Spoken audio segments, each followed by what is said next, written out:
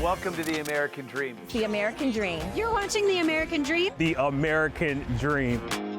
Showing you the real estate, the lifestyle, the culture. Let's get this party started right now. Let's go do this. It is heating up once again. We're the Davids going up against the Goliath. Real stories in real neighborhoods with real experts. The staple of the neighborhood. Can't wait to present it to you. It's all about lifestyle. In your community. That's what this show, The American Dream, is all about. Cheers to your American Dream.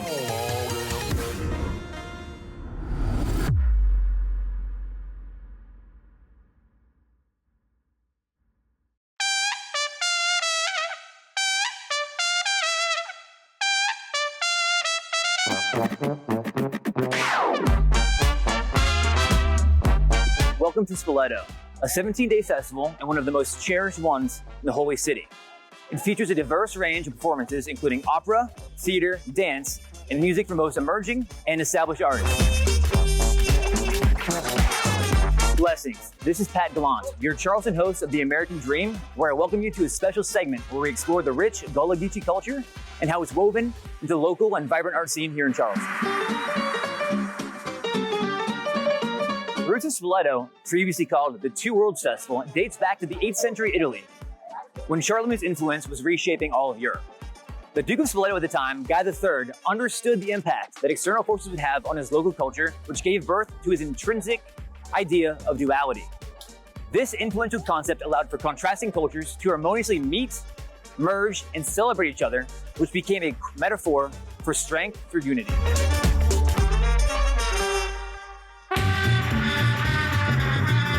I'm joined now by Halo, the chief of the Quaponda Tribe, a valued member of the Gullah Geechee community, and someone who knows a little bit about cultural synthesis. Bless. Halo, thanks for joining us, man. Bless. All right. Bless. So you told me that today was going to be a living experience where we, quote, bridge the two worlds. Would you mind elaborating on what you mean by that and how it relates to you and your community today? Well, when I was born, where we stand, I had to come to a place where two worlds already collided. And as you can see with this mural behind us, my grandfather, Robert Parks, placed a beacon of hope for people to have sort of what the Spoleto brought, a place to have positivity, peace, but then be enlightened on what's the fight, what's really going on out here in our community and our holy city. And so through music, reenactment, and arts and crafts, we were able to explain what God gave us as talents and have been able to bridge those two worlds. And so with a holy land, a holy city, such as the islands and Charleston, you know, after my grandfather left, you know, there was just only so many people I could look up to at that time and then try to move forward. And they bridged my two worlds as well. Sure sounds like it. And it sounds like the wisdom from your grandpa was passed down onto you and he inspired you. Are there any artists around here that give you inspiration? Absolutely. You know, my grandfather taught me how to look for God in people. And one of those people was Bill Wilson. And he helped me see why I was so intrigued by wisdom and leadership.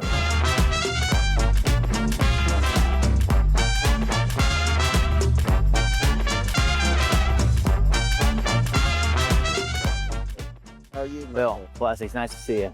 My pleasure. What's your guys man? So Bill, you're a local icon. You're an influential member of your community. And the title of this event today is called Keeping Jazz Alive. How important is it for you to represent your culture and keep your culture alive through your music? Oh man, that's extremely important. First of all, I have a background in my ancestry. My grandfather was he was the man in the church, you know. And we have another cousin called James Jameson Sr., who played bass with Motown. And just being inspired by people like that, we want to keep the tradition alive. We don't want the youngsters to not want to get into blues because that's an art that will never go away. Yeah. And that's the thing, when you teach somebody, teaching them to where you want to do one more tune. Right, there's one more? Think you got it in you? Oh well, we'll see today. Well, you blessed us with your wisdom just now. We look forward to you blessing us with your talent here soon. Amen. Appreciate it. Now Now that you've got a glimpse of the culture in the Holy City, follow me to the Holy Land.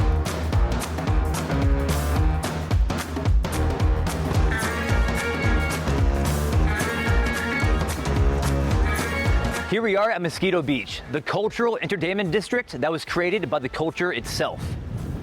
This is a holy land where a whole lot more than just soul food and soul music is enjoyed and celebrated.